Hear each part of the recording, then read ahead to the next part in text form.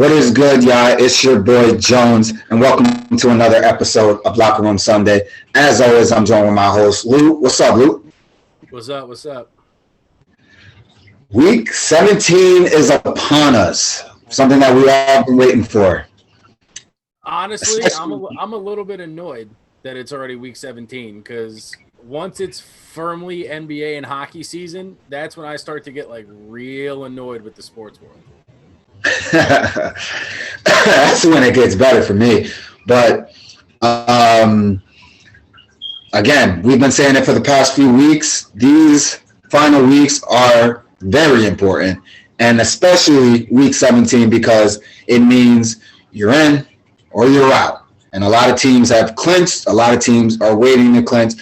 So a lot of people are going to be waiting on Sunday to figure out the destiny going forward, including my very own Dallas Cowboys. We will talk about them and how I feel about that because you guys know how I've been going with them this year. I've been up and down with them, but I'm going to give you my overall take on that. Obviously, we've been talking about the Steelers the past few weeks a lot because they've been one of the hottest teams, but also one of the lowest teams at times, and they bounce back. So we're obviously going to talk about that.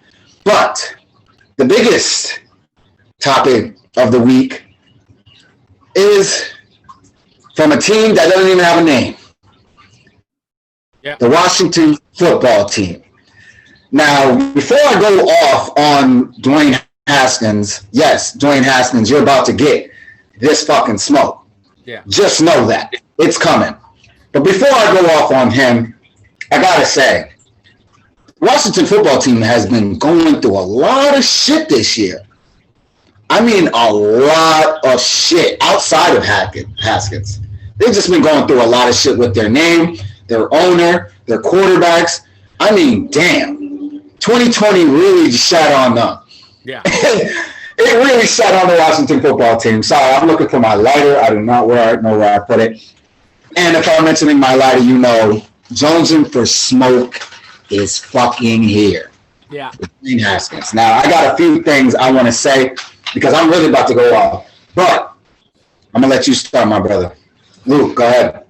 Oh, okay. So we could easily just do this as a why 2020 sucked for Washington segment, but you pretty much covered it all. I mean, Haskins wasn't even a problem. Like, okay, he sucked ever since he got here. Let's just clarify a couple things. He has been garbage. Yeah. But at least like someone like Paxton Lynch, another first round disappointment. Paxton Lynch at least tried to get better, and it just never happened. Right. But Paxton Lynch wasn't at strip clubs. Fucking, even though it was it's my girlfriend's birthday. Why the fuck are you at a strip club? And anyone who knows me knows I'm not like a big mask guy. Like I wear mine when I have to, but like I'm not one of those annoying people who like preaches it and like, oh, it's the way of the world. That's not my thing. But like at a strip club, you should wear like 3 of them between any potential like cigarette smoke, because I don't know what the rules are wherever he was, but that's a 50-50 shot. And some of these girls might be dirty, man. You never know who's some of them, half of them. Let's show some respect for the whores. Anyway, all I'm getting at is I wonder what the concern with the Redskins was, because we all knew he sucked. I'm sure they were just looking for like another reason. Like, how can we get you off the roster?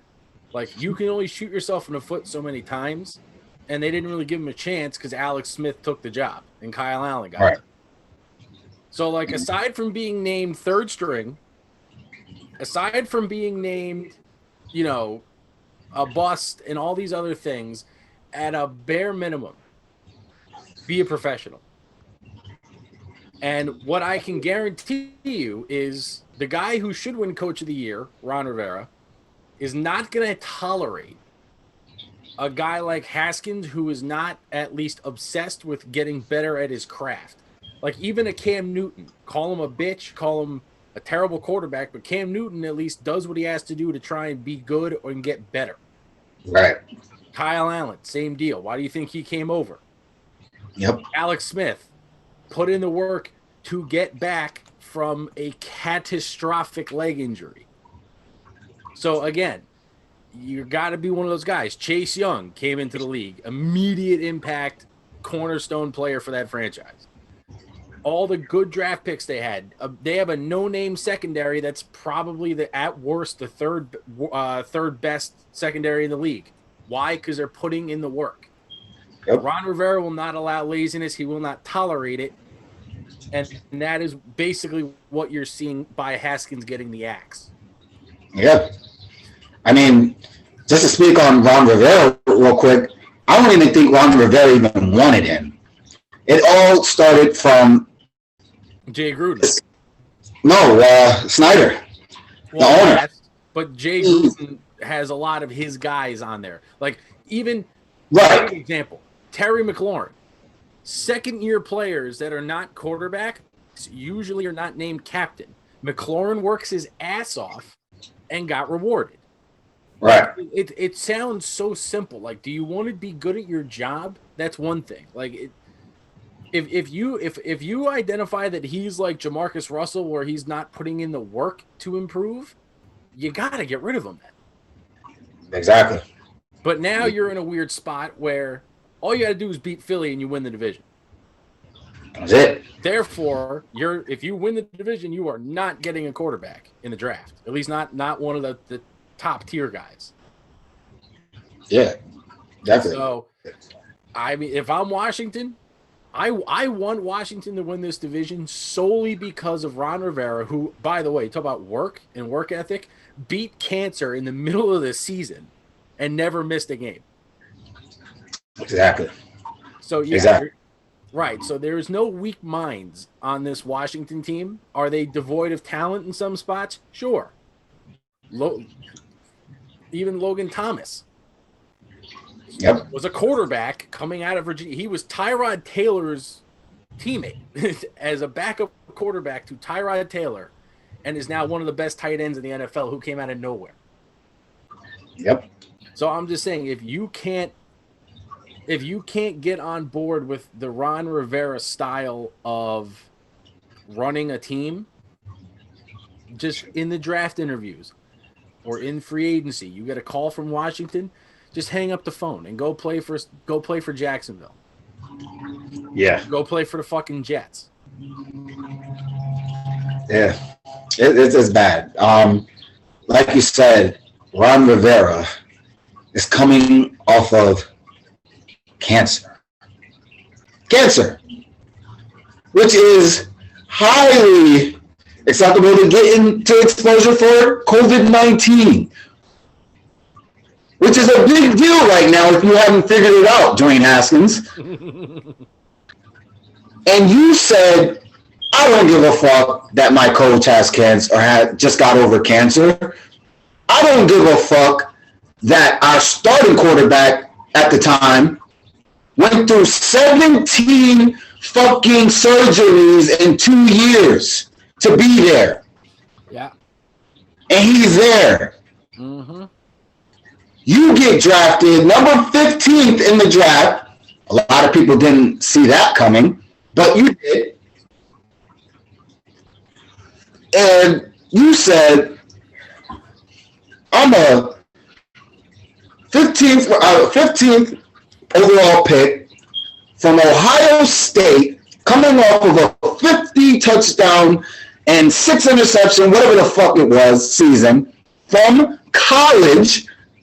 Let's be smart about this. This was in college when we were doing that. He thought, this is the NFL. How much harder could it be? And not only did he suck on the field, he can't even be a professional off the field. Yeah. That is where it gets to me, because Luke knows me. He knows how passionate I am when it comes to football. And we went to the same high school and played football together. That's awesome. Football was everything. And my dreams were to get to the NFL. It didn't happen. And I got the Dwayne Haskins treatment my senior year. You remember? I got kicked off the fucking team for being lazy and getting stuck in detention all the time, being late to practice. Exactly. So did I bitch about it? No. But you knew it came with the territory. When it happens, it happens. Right. It happens. But that's on a different level. You're a professional, man. You're a fucking professional. And you got guys like me and Luke who would have loved, dreamed to play in the NFL. Any opportunity, we would have fucking took it, and we would have never messed that shit up, because you never get those opportunities like that. Mm-hmm. So that pisses me off there. Mm-hmm. This is my second point, and it got brought up today or yesterday, whenever it was. Booger McFarland. Now, he usually gets a lot of shit for some of the things he says on TV, because he says a lot of dumb shit. But this is one time where I was with him, and he got a little pushback for it. And this is just for me to clarify for those that didn't understand what Booger McFarland was saying.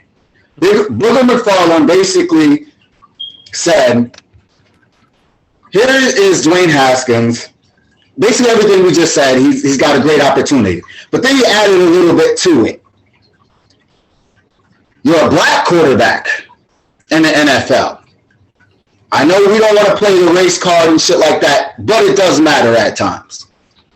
You're a black quarterback in a sport where it's 70% or more or less black, where in real society, we don't get those opportunities like that as often as some people do. You get this opportunity and you blow it.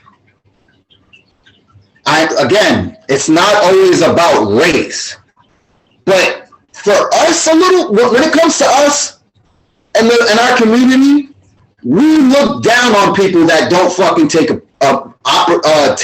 those opportunities serious. Because there's a lot of us that don't get those fucking opportunities. And we'll never get those opportunities. So for you to take advantage of that and blow it,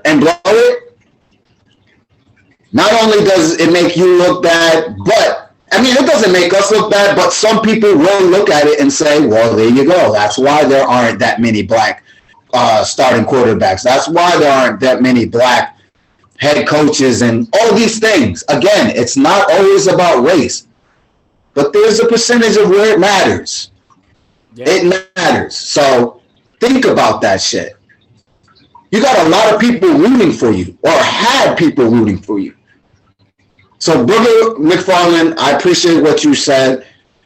You hit it right on the nail. You hit it right on the nail. He didn't take advantage of an opportunity, white or black. He didn't take advantage of an opportunity that most people won't fucking get, especially black. Yeah. And let's be real, too, just to piggyback on what you said. Dwayne Haskins, just by showing up and being a professional, and at least, I mean, granted, I'm assuming he has the capability to improve as a quarterback. That job was probably the easiest job in the league to win, aside from, let's say, Jacksonville. Right. Now, the second point on this is, you as an Ohio State fan, I'm sure you're angry that one of your guys is running around being a moron and got cut for it. Yes. So now, do you think Justin Fields, who is definitely entering the draft, every scout now is probably going to be looking at Justin Fields and asking themselves, who do I have here? Do I have a professional, or do I have a JT Barrett or a Haskins? Right. That's a great question. Barrett couldn't cut it, but at least was a pro. Right. Haskins is an idiot. That's a difference. This is where I see the difference between Haskins and what's his name? I forgot his name. Real quick. JT Barrett? No. The starting now. Justin Fields. Haskins played 1 year at Ohio State and had a phenomenal year, and it got his head big. Yeah. Fields, on the other hand, had his first year starting, but he did play last year. He does have a little bit of season in him. I think, hopefully, He can learn from just being there an extra 2 years. That will help him become a better pro. He got to feel it out a little bit better. That always helps. I'm always one of those guys that like guys to stay at least 2 years. At least 2 years of starting, not just fucking being out there. Fucking get some real time. 1 year is not enough because it can be high 1 year and very low the next.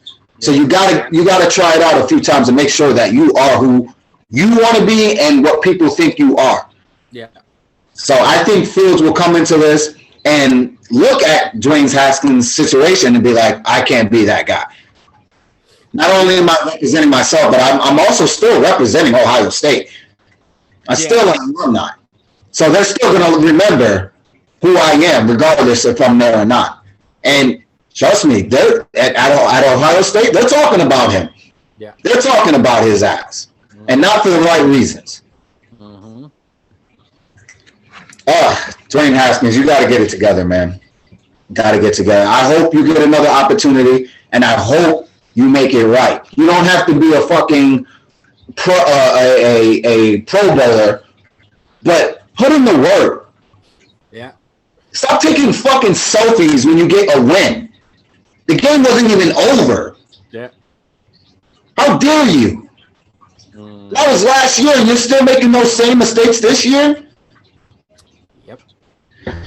I just hate stupidity, man. By the way, would you be shocked if he ends up in the newly revamped XFL whenever that launches? Probably 2022. I wouldn't be surprised. I would not. I mean, we've seen the XFL has. I mean, we saw Johnny Manziel in the Alliance mid-season. Yes. So yes. There's apparently always going to be an outlet for these misfit quarterbacks. Yep. But let's be real. If you're Haskins, no real team is like, and by real I mean like a current contender is going to take you seriously. Like, right. And of course, what's the first fucking thing they said? Logical destinations for fucking Haskins, right? The first one was fucking Pittsburgh. Nope. Oh, hell no. Tomlin was not fucking with that. Mike Tomlin, the last fucking thing we need is a quarterback version of Antonio Brown or Le'Veon Bell is anyone who will bring negative attention and negative karma to the locker room. Absolutely. No shot in hell. The Jets have no reason to fucking take him. Nope. Because apparently Darnold, I mean, I'm not blaming Darnold for this. We all know my theories on Adam Gase, but Trevor Lawrence is about to land in Jacksonville. Where do you see yourself getting a job? I think he's gonna sit a year or two. He'll get a practice squad deal. Like, I could see him maybe going to a place like fucking Denver, because Drew Lock not only seems to be injury prone, but Drew Lock's a bit of an idiot himself. Good point. Good point. Somebody will scoop. Paxton Lynch made a couple rounds with a couple teams. Haskins is probably equally talented as of right now than Paxton Lynch was at his peak. So somebody will use him to simulate like a running quarterback or there's always a way that you can use a guy like Haskins, but if it's just to stay in the fucking practice squad and be not a decoy, but like a replica, sure. At this point, you say yes just to start restoring your fucking reputation. Absolutely. Absolutely. All right, let's move on from that.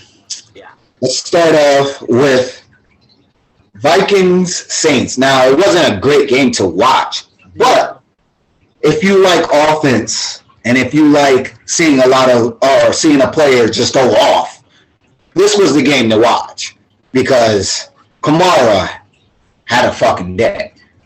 6 touchdowns. NFL record. Did you happen to see what Mike Zimmer said about that game? I did it. What did he say? He said to the media that this is the worst defense I've ever had. Wow. Now, makes sense though. Well, yes, he's correct. Here's my problem. You have guys like Harrison Smith, who had probably the worst game in his entire career, at least that I've physically watched. They're not going to like that shit. They're not. No. Because at least like you don't. This isn't the defense that they used to have with Everson Griffin, who's a fucking whack job, or the unit seemed to have no mental problems for the first time in a while. But what's hilarious is you see guys like Trey Waynes, Mackenzie Alexander, they go leave and go play elsewhere, and now they're fucking thriving. Mm-hmm. So I'm curious to see because Zimmer is also is a defensive minded head coach, right? Yes, he is.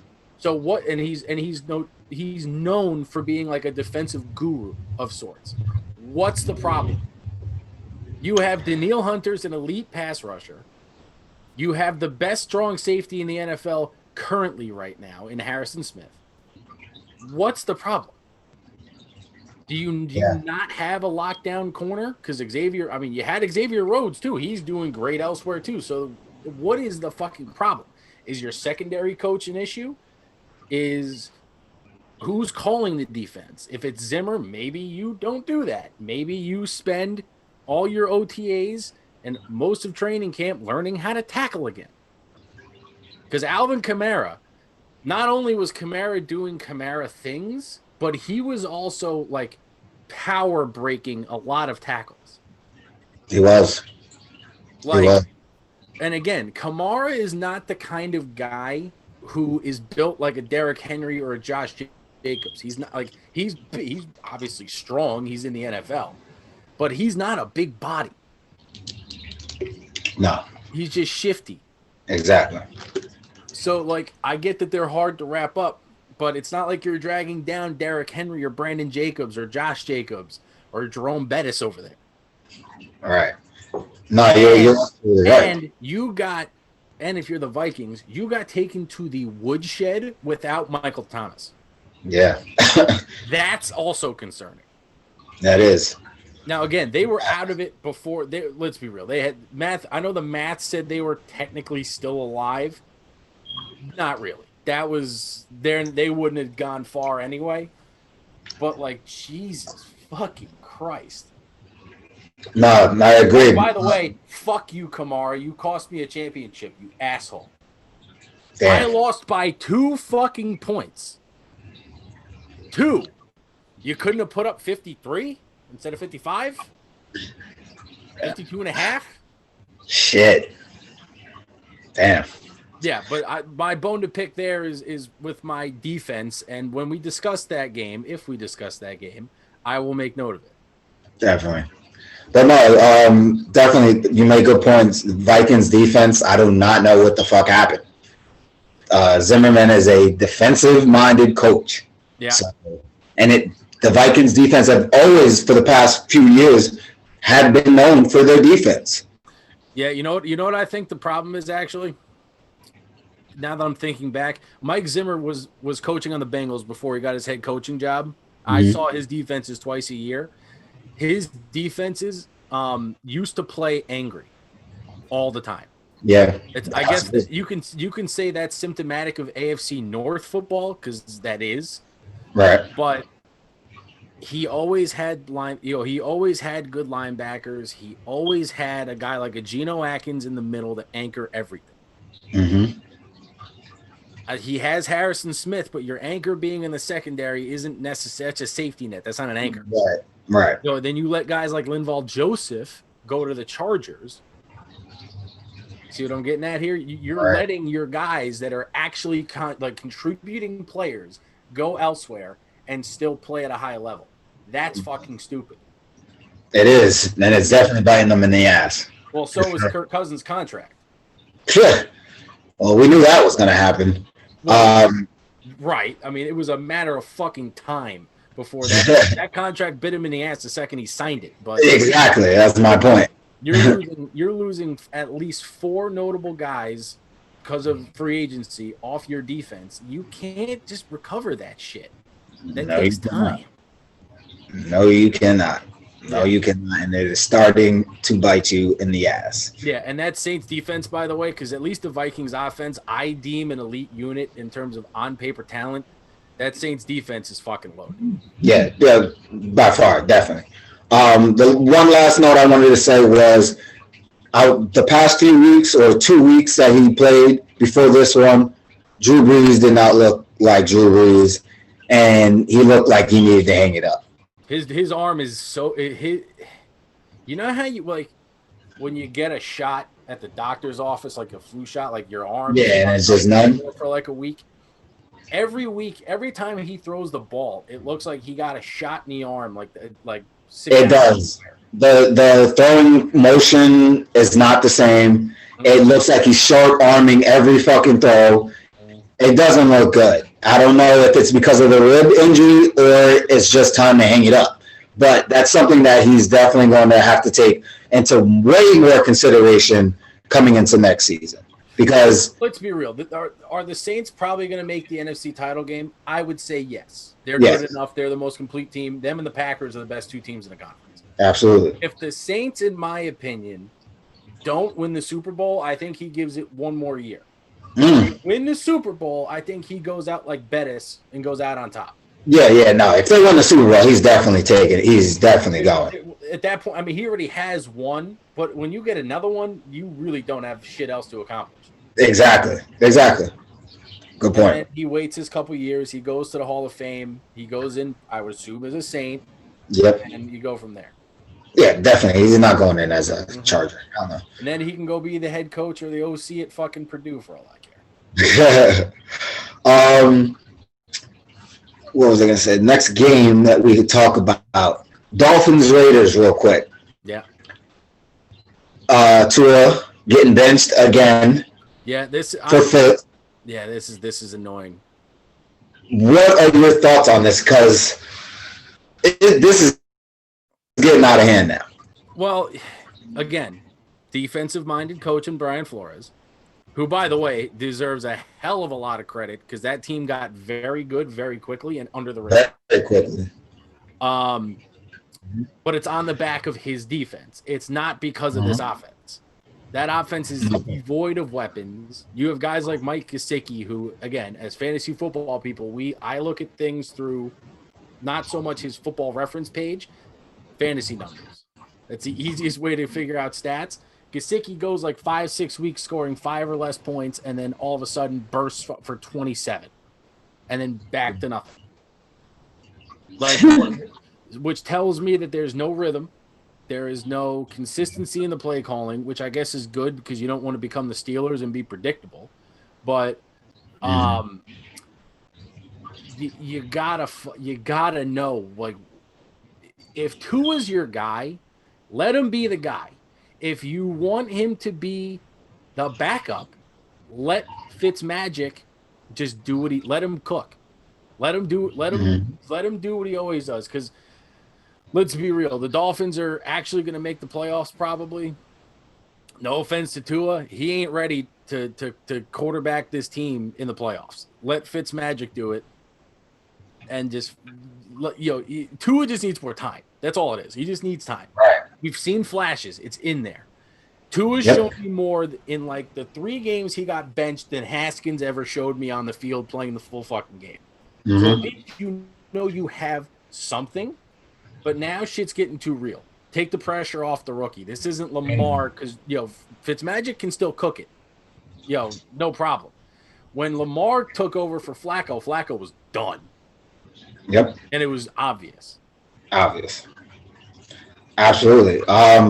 You made all the points I was going to make. Shit's getting real now. The Dolphins have a real shot at the playoffs. And that team, that offense, looks better with Fitz in there. Not saying taking anything away from Tua, but like you said, he needs more time. He's a good quarterback. He can make plays. He has flashes. Yeah. But you're playing for the playoffs, and that's why they benched him in the first place. They said in their head, we have a shot at the playoffs. If we're going to lose this game, we got to lose this game going out fighting. And Tua is not going to give us that answer right now. And what happened? They made the switch, and they won the game. If you want to continue doing that, you have to start and at least these last game. Well, it's already too late. They already said Tua is going to be the starter, but it's looking ugly right now. They got let me run this by you real quick. Brian Flores is a disciple of the Bill Belichick coaching tree, one of the actual successful ones. Yes. Would it not shock you if they run out Tua this week just to give their eventual playoff opponent lack of tape? Nope, I could see that.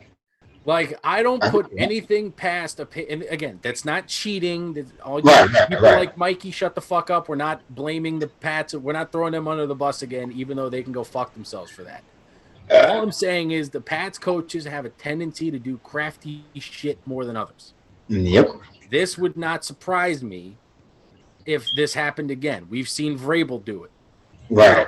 Josh McDaniels hasn't been a head coach in a while, but I'm sure he did some shit in fucking Denver. Probably failed, but he tried it. Wouldn't be shocked. Right. All I'm saying is the best way to keep your opponent guessing. And again, the Dolphins right now are what, the 6 or the 7? 6. That's right, because the Ravens and Colts are fighting out for the 7. Mm-hmm. So if they're the 6, they're going to play the 2, which would be the Bills. Yep. Who they know. So the best way to fuck with Buffalo, especially considering their defense is their weakness right now, which is a terrifying statement. Right. Maybe you're just trying to fuck with Sean McDermott. I don't know, but it's pure speculation. I know nothing. I'm basically a moron just speculating on camera, but at least that would make sense to me. And it makes perfect. To one of our audience members who I know is listening to this because he's one of our loyal fans, Freddie, I need you to comment on this fucking video and validate my theory. No one knows the Dolphins in the Jones and family better than you do. Absolutely. I know Freddie's got a lot of thoughts on this, and we'll definitely try to get Freddie on here again. Yeah, yeah, definitely. Hopefully they make the playoffs, and we can have him on here, and he can talk about them. But like you said, that it would make sense. Why not throw them off? It makes sense. It's not cheating. It's just strategy. Yeah. And you see it work for a lot of teams at times if they're smart and they do it the right way. A lot of the time, you've seen it with the Eagles and Saints game. Saints were a clear favorite, but they weren't ready to see Hurts in that game. They were not ready for that, and it threw them off, and he had a phenomenal game. So I wouldn't be surprised. That's a very good point. Very good point. Next game I want to talk about, because a lot of people are starting to get worried. Me a little bit, but we'll get into it. The Falcons and Chiefs game. Yeah. Chiefs won it by 3 points in the last minute. Mm-hmm. But this isn't the only time this has happened with this Chiefs team. This Chiefs team should be 13-3. I want this on record. They could easily be 13-3. There's a few games where they came close. If any fucking team was gonna let the Chiefs off the hook, though, I remember I was watching the Steeler game. I saw on the bottom Atlanta had the lead with like a minute and a half in the fourth quarter. I'm like, they're gonna fuck this up. And sure enough, like clockwork, the Falcons were the Falcons.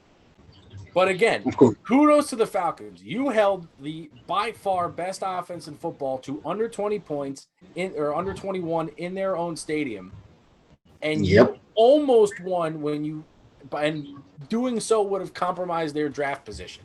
So kudos to them for at least playing hard. Now, Mahomes did a lot of shit in that game from the highlights that I saw that was questionable. Like specifically the pick he threw in the red zone. That's not Mahomes. That's either a hell of a job disguising coverage, which tells me that a team like Pittsburgh could stand a shot against them because all we do is run disguised blitzing. I'm just saying, we're not going to win. We can't run the ball. But at least, for what it's worth, a team that has a good DC could beat them. Mm-hmm. Absolutely. The Raiders should have beat them twice, and they can't beat the fucking Chargers. Absolutely. You're absolutely right about that. Right. So all I'm saying is John Gruden is a good head coach.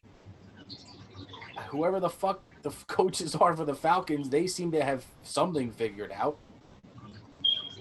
Like I'm not saying that this is a less elite unit than the year prior, but like something weird is going on there. Am I worrying? No, because it's the Chiefs. Right. No, you're absolutely right. I'm pretty much on the same page with you. My only problem, not my only problem, but one of my problems with this Chiefs team is for some reason they struggle on short yardage. 31, 32, 33. Well, They can't. It's a vertical offense. That makes sense. It makes sense, but at the same time, but we also where the hell have Le'Veon Bell and Clyde Edwards-Helaire gone? Right. That's my point too. Again, they don't have an elite offensive line. No. So, right. So if you're abandoning the run game and putting it all on Mahomes, I mean, Andy Reid knows and Eric Bieniemy know how to coach an offense. That I have no questions at. Absolutely. However, the play calling can't always be chunk plays. This is such a dumb statement, like as if I'm preaching to the reigning Super Bowl champions. But there is no reason you should have struggled with the Falcons. If anything, I thought for sure that game would have ended 35-31 shootout, not 17-13 or whatever the fuck the score was. 17-14. Yeah. Right. I never in a million years would I have picked that to be the final score. No, not at all. And like I said, like you said, actually, not worried about the offense so much because they have so much weapons and they have great coaches. Yeah. So that's not a problem. But when you struggle against teams that you shouldn't be struggling against, that worries me. Yeah. Because it's only going to get harder in the playoffs. Mm-hmm. And you're the defending champs. Everybody wants your head. Yeah. Everybody. And this makes me think of that Patriots team that went undefeated during the season. They were lighting it up. Start week 14, starting closer games. And eventually they took that last game and it was over. Not saying that's going to happen to the Chiefs, but I could see it happen because this AFC is going to be something else. Yeah. It's going to be special to watch. Every playoff game is going to be special because every team in the playoffs will have at least 10 wins. At least 10 wins. That's a good season on that side. Yep. That's a really good season. I can't say the same for the NFC, especially the NFC least. Yep. But that's you should be worried a little bit if you're a Chiefs fan. Maybe not the team itself, but Patrick Mahomes is going to have to get back into MVP form, and they're going to have to start using their talent in different ways than they already do it. Because I mean, obviously, you have four guys on that offense that can get you 100 yards and receiving. Yeah. So that's not the problem. But if all these teams are seeing the same shit every week, they're going to eventually pick up on that. So, and your defense ain't shit, so they're going to put up points. You're just going to have to put up more. Yeah. If you're struggling to put up 20, which is unheard of for us to hear that you guys couldn't even put up 20. Yep. That's going to be a problem. But Can I also repeat the obvious? That if they make the Super Bowl again, you're not going to play a quarterback as incompetent as Jimmy Garoppolo. Absolutely. That's already been guaranteed. So figure your shit out now. So if you do make it to the Super Bowl, which you're probably favored to do, you won't have these problems against teams that you should be literally steamroll. Absolutely. Yep. And the last point I wanted to make is this is a good point for the Chiefs. They do figure it out. That is always a good thing. Yeah. They do figure it out. They do end up winning, but you don't want it to be as close as it is because you're just so much talented than these other teams. So let me ask you a quick question. If you're the Chiefs, you've already clinched the one, you've clinched the division. You have nothing to play for. Mm-hmm. Are you benching starters? We're seeing Pittsburgh do it. I would. Like, And here's my one question. Week 16 is a really bad week for them to have a clunker given their circumstance. mhm. Because the only way you resolve these slumps is by getting your guys reps, and practice ain't going to cut it. That's a good point. And the fact that they have the number one seed, so they automatically get that bye, the only bye. Yep. Why not play week 16? That's a good point. Get them, because we've seen it happen to the Ravens. They had 3 weeks off last year before they played their first playoff game, and we saw what happened to them. Yeah. It can make your team sluggish and things like that. A week is at most is what you need. So yeah, at least that team is young. So like I don't necessarily think I could see them playing the first half. Just like getting the reps, getting in the right. Actually, we seen it happen to them last year. They had 2 weeks off as well last year, and they started off slow. We seen that every game they had to come from behind. So shit, we saw it with the Rams against the Patriots too. Mm-hmm. Those couple weeks off. Now, granted, you don't have a choice when you win the conference, but yeah, right. Those 2 weeks off seem to really fuck with the offensive-minded teams. Yeah, or the offense-first teams. Yep. Actually, we got 2 more. Your Steelers versus the Colts. What were your thoughts on that game? Okay, tale of 2 halves if I've ever fucking seen one. It's funny. My uncle texted me, and he goes, "Yo, I do a pick 'em with a buddy every week. I don't even know if they do money or not, but he's like, would you bet the Steelers?" And I said, well, 50-50, roll the dice, because one of 2 things is going to happen. A, we tend to play well and beat the Colts.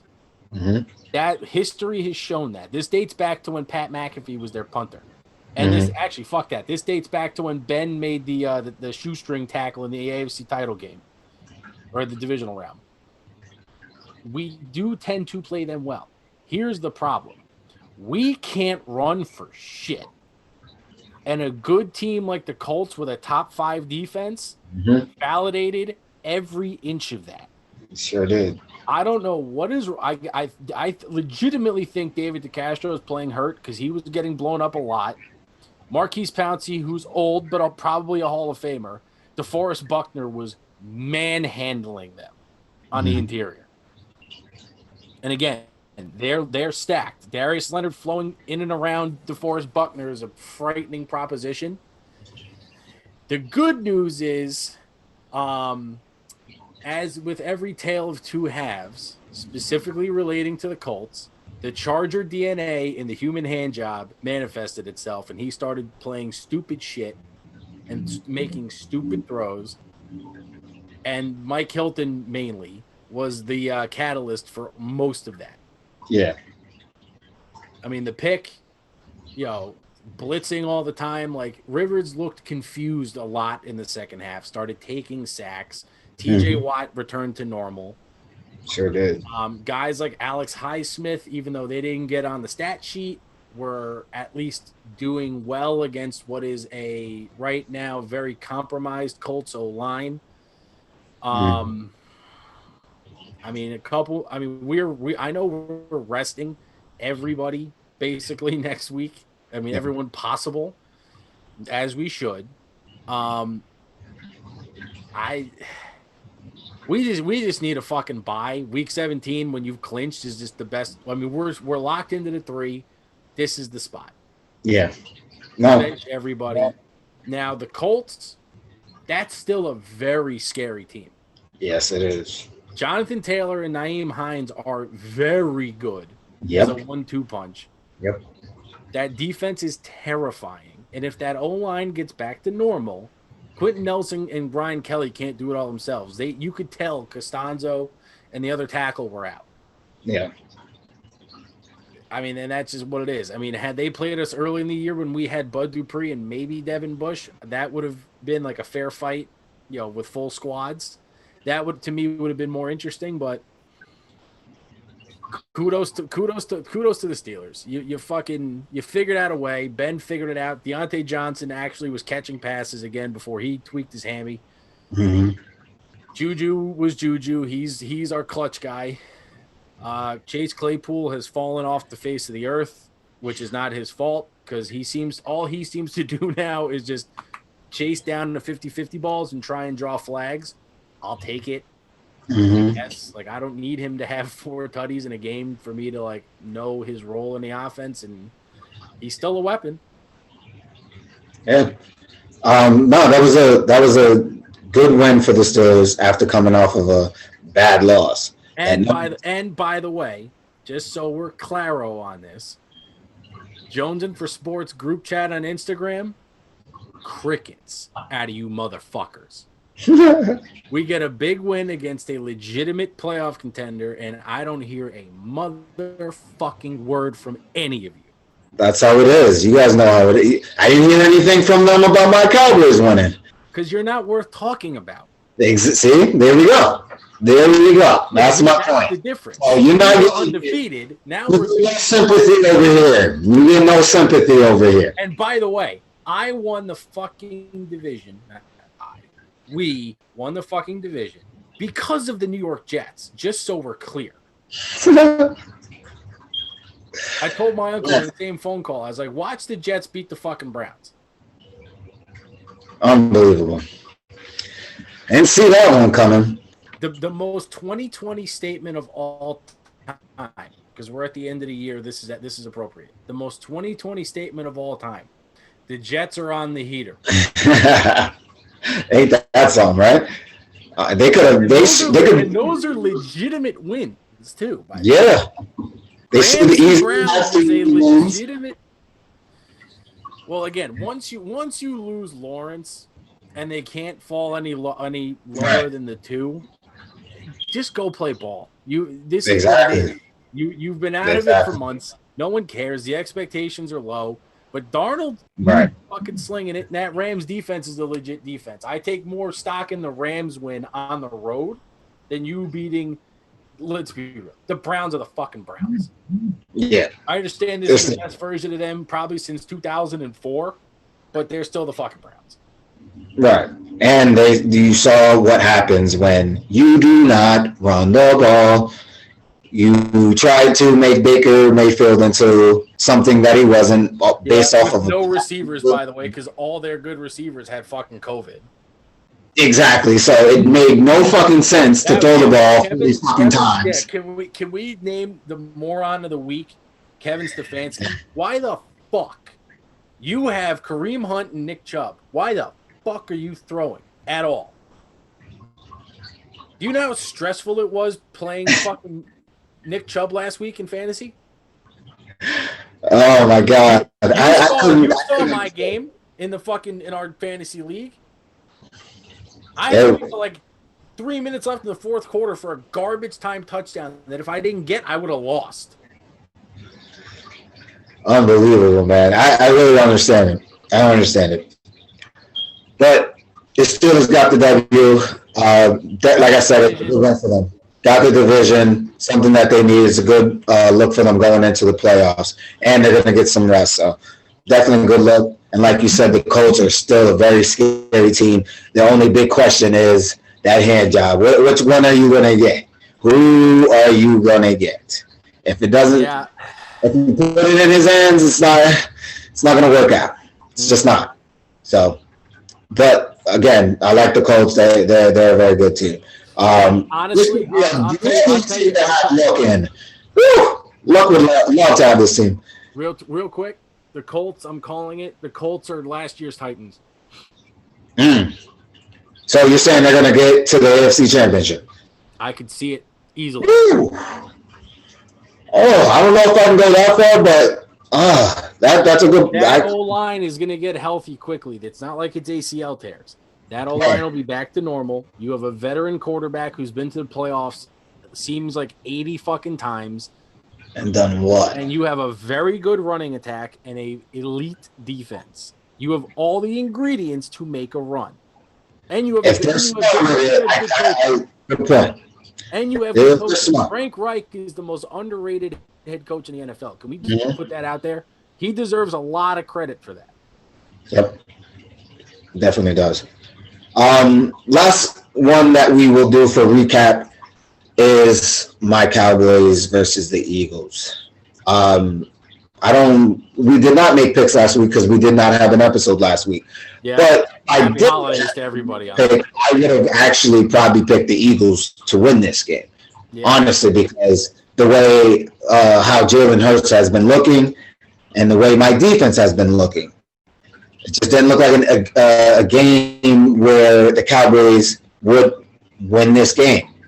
They beat us handily the first time, and now you got a better quarterback in there. I didn't see how there would be a bigger difference. But they shocked me, and we saw on the offensive side first, everything clicked. Everyone fucking Dalton had over 350 yards throwing for the first time this season. Yep. I think Gallup had maybe two touchdowns. Gallup had his best game of the year. Cooper had a touchdown. Yep. Zeke had a 100-yard game. I mean, the defense actually looked good for once. I was shocked.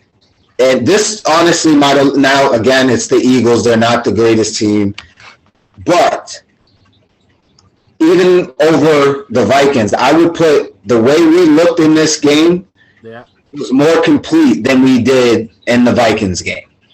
Again, I would say the Vikings are better than the Eagles, but still, a complete game, I'll take it. And nothing feels better than knocking out your division rivals from the playoffs. Nothing. Yes. Let me ask you a question. Because we've done a lot of talking this year about the Steelers, because obviously I am one of their fans. You as a Cowboy fan, we pretty much stopped talking about them after like week 9 after the Steeler game. How pissed are you going to be if this team actually, by some miracle, wins the fucking division, which is mathematically possible? Honestly, the way I'm looking at it now is I wouldn't be as mad as I was earlier in the season. And this is why. One, I don't expect us to win, so it's not going to be a big deal. But we knocked out both of our division rivals who've been talking shit all year. That's true. So that makes me feel a fucking whole lot better. Now, if they were just one of them would have just whether it be the Eagles or the Giants would have just went off and took the division, I'd have just been said, hey, fuck it. Yeah. But Washington, I'm not gonna lie, I kind of like how Washington is with Alex Smith at quarterback. That defense is nice. I'm rooting for Alex Smith. If they win, they win. I'm not going to be mad. We're out. It is what it is. But I hope we still win. But in the grand scheme of the NFC East, and this seems to just be from observations amongst Cowboy fans that I've seen over the years. It seems like obviously there's a very obvious hatred for the Eagles and the Giants, and that's very long-standing. It kind of seems like y'all don't really give a fuck about Washington. Honestly, that's honestly how we feel right now. They're just kind of there. It's the biggest rivalry in our division, or not in our division, but the Cowboys' biggest rival is actually the Washington Redskins, which is hilarious. But it's hilarious. But that's the way. Okay. Are you the kind of Dallas fan? I'm asking you specifically. Like, for example, last year the Steelers went 8-8. Ravens won the division. Is there any part of you that roots for the division champion in your division to do well in the playoffs, at least to respect, like show the division some respect? No. Okay, so you're like me. Yeah, I want my division rival to crash and burn immediately. Like, I'm okay if Washington wins the division, but game 1 of the playoffs, I hope they lose by 50. Yep. That's just how I am when it comes to that. If we suck and whoever wins it, go ahead. All right, whatever, you got it. Yep. But I hope you fucking lose by 50 first fucking game. Yeah, I hear you. First fucking game. That's how I am. I don't have any, oh yes, we're the NFC. No. unless someone from another division is saying how bad our division, which for this year I have no pushback because we fucking suck this year. But there's been times where I've had to defend our division when it comes to other divisions that have not no Super Bowls, but not as many Super Bowls as our division has. So sometimes I had to push back on history, as far as history, not right now. Right now, we're obviously the worst division in football. So, but just to end it on that, Cowboys, I'm proud of you guys. And if you guys happen to I want you to get the W against the Giants. You should get the W against the Giants because we're looking a lot better. We should be getting Zach Martin back. Just to clarify, you have to beat the Giants, and Philly has to beat Washington for y'all to win? Yes. Okay. Yes. Washington has to lose automatically. If Washington doesn't lose, we're automatically out. Giants are automatically out. What about the tie? They still get it? I think so. Okay. No. If it's a tie, we're out. Giants are in because the Giants beat them. Yep. So y'all get fucked with a tie. Okay. We get fucked with a tie. Yep. Okay. Because that makes, because we all know the and I guess we could start our picks with this game because we're in that point now anyway. Yep. The Washington Eagle game got flexed to Sunday night as it should. Mm-hmm. I personally, and by the way, I'm throwing this out there. If anyone from the NFL hears this, hear me out. When there's a division that is not yet won, like even though the NFC East sucks, there's legitimately a 3-team race where it seems like 33% across the board. Yep. I would love a simultaneous. Imagine if there was 2 Sunday night games running at the exact same time, and it was the Giant Dallas game and the Philly Washington game. Absolutely, that would be. Nobody scoreboard watching. Just go handle your business. You'll find out what happened at the end of your fucking game. Yep. No, you're absolutely right. I think that would be something that the NFL should look into. It'd probably be really hard to do, but if they could do that every year to where they had the prime games at the end of the they always flex week 17 Sunday night to basically what's probably going to be the most competitive game. Right. So they know what it is. Exactly. You can do that with a lot more games. Whew, yeah. You got something crazy right there. But starting off with that game, obviously, the Cowboy fan in me wants the Eagles to win this one just to say we won. And I mean, we got in there, and we got to obviously beat the Giants. But I want the Eagles to win. If they don't, it is what it is. I honestly won't feel any kind of way about it. Eagles are already out. That means the Giants are out as well if Washington wins. So, like you pointed out, we don't care if Washington gets in. We'd rather Washington get in than the Eagles or the Giants. That's how I am as a Cowboy fan, and I think that's how most Cowboy fans are. I could be wrong, but I should actually do a poll on that. I was about to say I smell a Twitter poll coming. Yeah, that's definitely a good poll. I'm going to find out how Cowboy Nation is thinking. But yeah, I'm going with Eagles for that one. Just as a talk. Well, then again, Alex Smith is said to be starting this game, so that also that makes a big difference. If that team's clicking, I don't know how I can pick against Washington. If that offense is clicking with Alex Smith and that defense especially, if they're playing like themselves, I don't see how they lose. But I could see I'm just the Cowboy in me is going for the Eagles. Let me ask you a question. What's the best defense that Jalen Hurts has played this year? Washington. No. Well, I don't know. New Orleans was riding the heater when he. Yeah, absolutely. The Saints, but they didn't. And they were on the fucking heater. This is, and again, you can say stakes, I guess, because the division's been wide open since week 1 kickoff. But I am not afraid of Washington's defense if I am Jalen Hurts. No. Now, what's the worst case scenario if you're Philly? Hurts gets hurt, and then asshole has to come in and try and win the game. I don't see that happening, but I'm just saying that is your worst case scenario. And also for Alex Smith coming back, guess who's not playing for Washington? Oh. Terry McLaurin. So you eliminate Smith's best weapon. So what does that tell you? Your focal points then immediately become Antonio Gibson and Logan Thomas. Mm-hmm.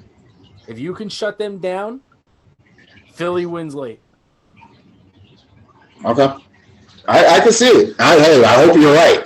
I hope you're right. So now, hold on. So now I've just picked Philly.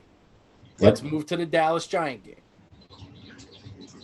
Give your pick for Dallas and the Giants. Dallas. If we can have 80, not even 80, 70% of what we did last week, we can beat the fucking Giants. We can beat the fucking Giants. The Giants fans were running so fucking high off of that Seattle win, and they're still on that fucking high for some reason, even though the past 2 weeks they looked way lower than what they played at that level against the Seattle Seahawks. So I don't have any confidence in the Giants now. They did at one point during the season look amazing. Not amazing. The defense looked a lot better. I don't see Daniel Jones. If we're clicking, I don't see Daniel Jones beating us. I think we look like the team that we were supposed to be looking like preseason. Not full capacity. We obviously don't have Dak, but Zeke looked good. If they can be anywhere near what they were last week, I will be. We're good. We're good. I'm gonna take you to a flashback. It's when Dak shattered his ankle. Why? You barely won that game against the Giants. Yes, we did. Right. Giants since have made leaps and bounds in the right direction, although be it inconsistent. They have made leaps and bounds and solidified themselves as what I would deem the most underrated defensive unit in the NFL. Mm-hmm. And to beat a team like Seattle, which is very similar to your Dallas offense, why would they be afraid of you? I mean, I'm not saying they should be afraid, but right, but personnel-wise, they have no run game. James, you don't need a fucking run game. If you, my personal, again, remember how I said that Phillip Rivers has Charger DNA? The Red Rocket has fucking Bengal DNA in him, which is arguably worse. But what about Daniel Jones? Daniel Jones is unproven and probably injured. But he doesn't need to be in there for Wayne Gallman to carry it 22 times for 47 yards. Right. So all I'm saying is, and I'm not saying no one should ever be afraid of Colt McCoy. What I'm getting at here is defense can win you games. The Giants have the far superior advantage on that side of the ball. And when y'all were at full fucking strength, minus only maybe Leighton Vander Esch, y'all won by a field goal. And I feel like that was emotionally spurred because you obviously lost Dak the second that happened. Right.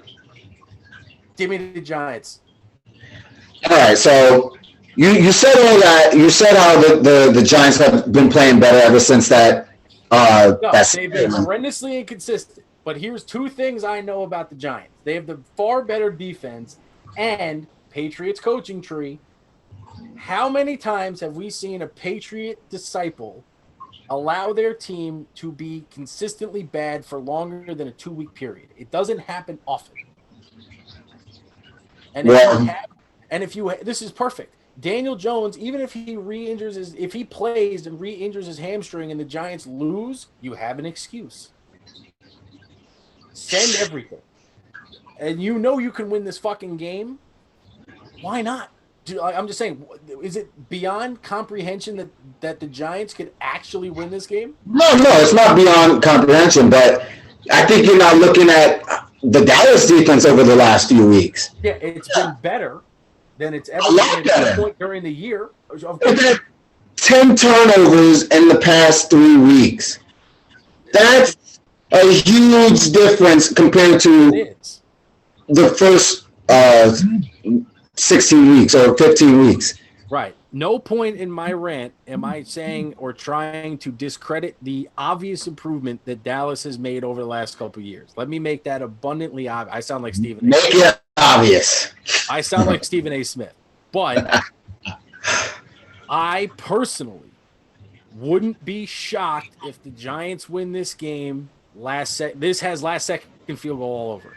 This kind of, you're right, because it is a division game. I maybe I was going a little too far, but this is a division game. We always play our division games pretty tough. Besides the Eagles last week. In a division game, anything can happen. What happened the first time the Bengals played the Steelers? They lost like 35-10. Right. Then they dominated them.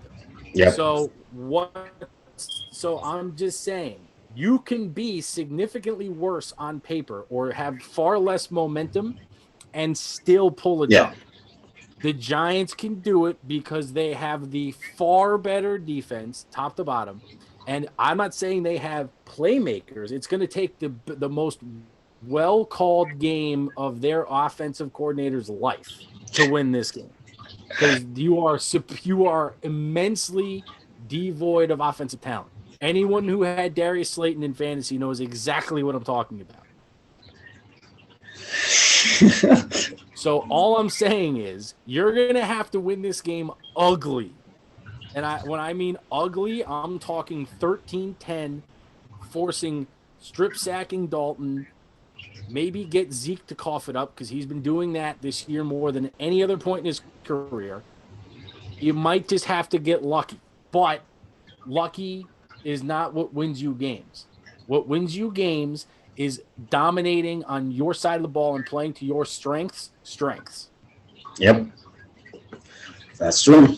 All right, so he got the Giants. He just doesn't want to see the Cowboys in the playoffs. That's what it is. I don't give a fuck. Whoever wins a division is guaranteed losing week 18.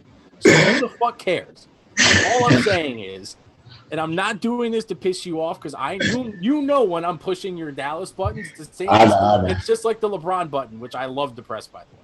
But all I'm saying is, you can tell based on how I phrased my little rant there that was not meant to be a dig at and America's team. But I'm legitimately saying and also you're not kicking in the dome. And I don't know what the forecast is going to be, but if it's not air conditioned in 75, that has a tendency to fuck with people. Sure does. You're not playing this game in Miami or Jacksonville, so I'm just throwing that out there too. Good point. Moving on to the next game, Vikings-Lions. Who you got? Honestly, I could see Minnesota right now having like a mutiny on hand. The Lions, again, who cares? At this point, it's who wants a better draft pick. At this point, yeah. I can see the Lions fucking themselves out of a better draft pick, so give me Detroit. Yeah. Oh, you're going with Detroit. Okay. So I'm gonna go with the Vikings on this one. I think the Vikings will win this one. That's for the same reason, though. By the way, I was watching a little bit of the Lions the other day. Where the fuck is Jeff Okuda? Did they bench him? I haven't even. I know he. First off, you never give a high draft pick number 30 if he's a corner. That's a dog shit number, and I haven't seen him in like a week. Yeah, that maybe they did bench him. Yeah, that wouldn't be. Yeah. Falcons Bucks. Division game. Honestly, wouldn't be shocked if Tampa benches some people. I'll take the Falcons, who again will fuck themselves out of a draft pick. I'm gonna go with the Bucks. I think they'll start their starters first half and try to get to a big lead and finish that one. Yeah. Jets Patriots. Oh, I am running to the bank that the Jets fuck this up and lose. And lose? Oh, I think you were gonna pick them to win. Sold it like that. Cam Newton showed me something against Buffalo. If he doesn't turn the ball over, now granted, they couldn't do shit, but Buffalo's also probably the hottest defense in the league right now. But Cam didn't turn the ball over. They didn't lose because of Cam. They lost Right. just because of poor execution. Right. The Jets, again, locked into the two. The Jets can't fuck themselves here. This is their Super Bowl. I just don't see them fucking winning 3 in a row. I just don't think they're literally good enough to win 3 in a row. Yeah. That's a good point. That's a good point. I'm going to go with you now with the Patriots. I think they'll bounce back, and we'll start to see the Jets of old. Now, this is a good game. Dolphins, Bills. Is it, though? I think so. Well, then again, are the Bills benching their players too? Well, here's the difference. The Bills are a younger team. They're more like Kansas City than they are Pittsburgh. So my question would be, and again, I'm pulling up the conference standings in front of me. So Buffalo, at worst, can finish with the 3 seed from what I'm seeing. Mm-hmm. We would have to beat Cleveland, which is probably not going to happen. Sorry if I spoiled my pick of that one too, but we're not playing anybody. We're probably going to lose, solidify the 3, so be it. That will force Buffalo to probably also not play some of their guys, maybe. Like if they lose Stephon Diggs to like a sprained ankle, yeah, that would. Their entire year goes down the fucking tubes. Their top tier guys are too important for them to fuck around with, and you don't need to beat Miami to comfortably go into the playoffs. I'm a big rest proponent week 17 when everything's clinched, by the way. If you haven't figured that out by now, right. I can't help you with that. But when you don't have a reason to play your guys, don't play your fucking guys. Yep. Look at Bud Dupree. He had no reason being in that Ravens-Steeler game when he got hurt, and he blew his ACL. Just saying. True. So, same reasons. Dolphins will win that game. They probably won't start their starters. We already know Steelers, Browns. Steelers won't be starting theirs. Browns will probably get that dub. Well, correct me if I'm wrong here. The Browns, and again, the Browns need help. They need help. So do the Ravens. Well, right now, the NFL app is so bad. Yeah, I had it before, and I don't know what. The playoff scenarios. Here we go. This is, of course, it's NFL.com, but okay. Okay. Baltimore clinches a playoff spot with a Baltimore win or a Cleveland loss. Probably not going to happen. Or an Indianapolis loss. Or if the Ravens tie, it would take a Miami loss or a Tennessee loss or a Cleveland loss, or the Colts would also have to tie against the Jaguars. That's not happening. Yeah. Cleveland has to win, and Indy has to lose. Indy's not going to lose to the Jaguars, even if they rest half their players. So Indy clinches and also the AFC South is not clinched yet. Indy's playing full squad. So Indy would have to win. There's a lot of shit that either way, shit's messy, to say the very least. Yeah. But I fear Baltimore as a 7 than any other team in that spot. Because Baltimore is always Baltimore. Yep. I know Lamar can't win in the playoffs. I've been the main cheerleader of that one ever since he started playing in the fucking league. But it's still the Ravens. Yep. Exactly. Down year or not, they don't care. Yep. Yeah, so I for all those reasons you just pointed out, I give the Ravens a better shot than any of those. So here's what I'm looking at. So Baltimore clinches with a win. Okay, that's easy. And they're playing Cincinnati. They should win, but since he's playing hot. Right. Cleveland is in with a Cleveland win. Miami clinches with a win. So to answer your initial question, Give me Miami because they have way more on the line than the Bills. Yeah. Yeah, it's so weird. I hate this 7-team playoff, by the way. Give me 8, 6. Give me an even number. Yeah, I'm like that too. I like the even number. Yeah. So we already did the Steelers, Browns, Cowboys, Giants, Ravens, Bengals. Yep. Jaguars, Colts. Yeah, next. Titans, Texans, Titans. J.J. Watt went off. He's a true leader. He needs to be commended for that. He needs Rams. Real quick, J.J. needs to get the fuck out of Houston. Please. I mean, for real. He doesn't deserve that shit at all. I would love to, if I ever meet Deshaun Watson, I'm going to ask him, why the fuck did you sign that extension? I don't know. He's praying for a miracle, but a miracle might take a fucking few years. Cardinals, Rams. That one's interesting. It is. I know the Cardinals are still alive. They have to win this game. Do the Rams lose out on their playoff spot with a loss? Let's see. Research, ladies and gentlemen, it's a very important thing. No,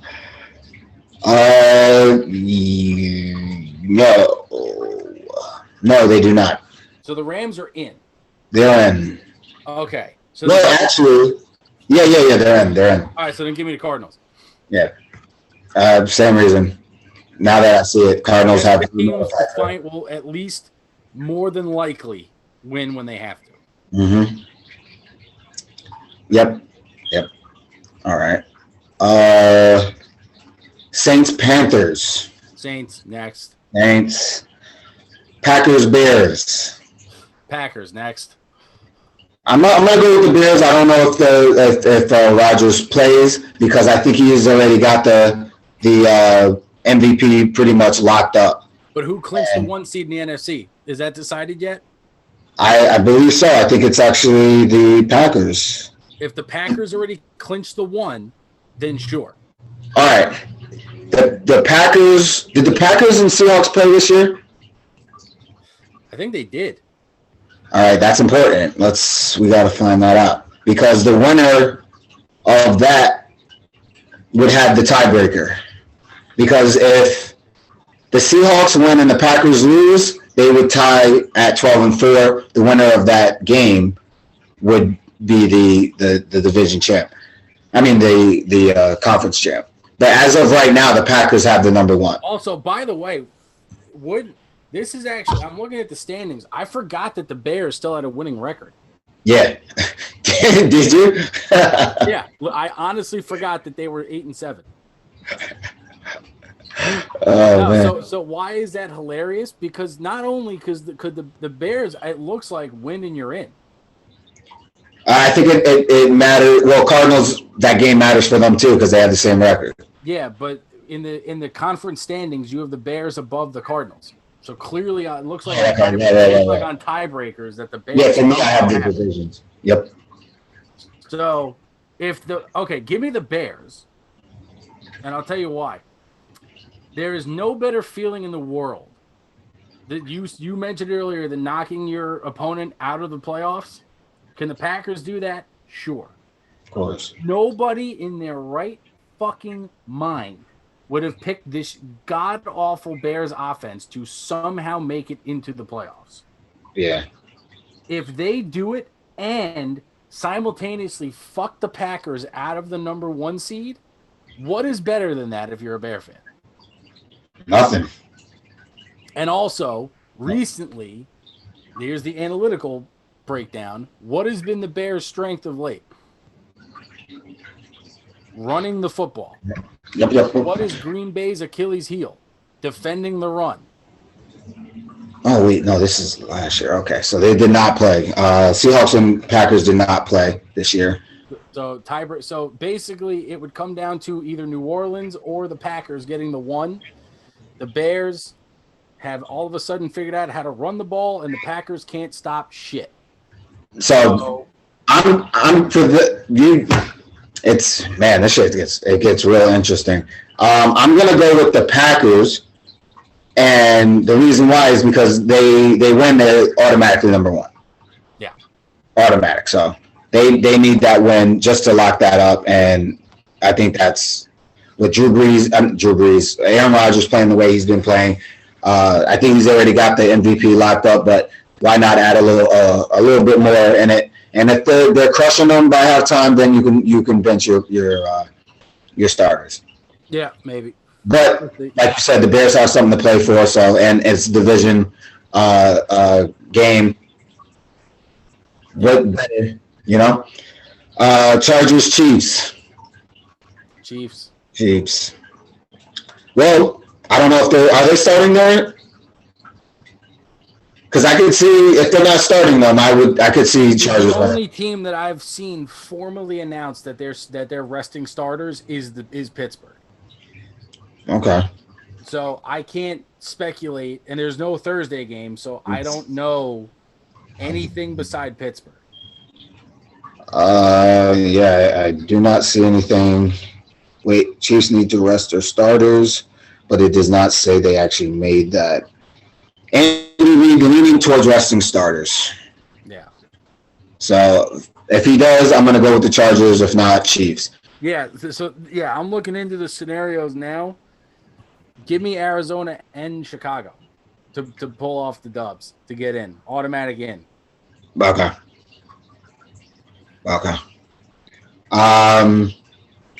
Seahawks, 49ers. Seahawks. Raiders, Broncos. Raiders. Yeah, Raiders. Actually, no. Give me Denver. Really? The Raiders have done nothing the last 3 weeks than shoot themselves in the foot at the worst possible time. Denver would like to at least put one good last game on paper, I would think. And Denver's defense is, again, not that bad. And I don't know who the fuck the Raider quarterback is going to be. Because Derek Carr is probably on his way out. Gruden probably wants to see what he has with Mariota for a full game. Yeah, good point. Well, but then again, if you got Mariota, I wouldn't see why not. Mariota is a pretty good quarterback. At least he has played, when he's played this year for them, he's played pretty well. Yeah. And my thing with the Broncos is Drew Lock gives up the ball way too fucking much to the other team. Yeah, he's a Brett Favre type. He is, man. That's why I'm going to give the Raiders the edge on that one, because I think he's going to give them the ball too much. All right. And we already said Washington Eagles. We both got the Eagles on that one. Yeah. And that is week 17. That is it. The regular season is over, and the real shit matters now. Mm-hmm. So the conversations are going to get a lot deeper, and it's going to be fun. Yep. So you guys know what to do. Thank you guys for watching. If you guys haven't subscribed yet, hit that subscribe button and enjoy your weekend. Happy New Year. Your boy Jones, Luke, we make sports better. Peace.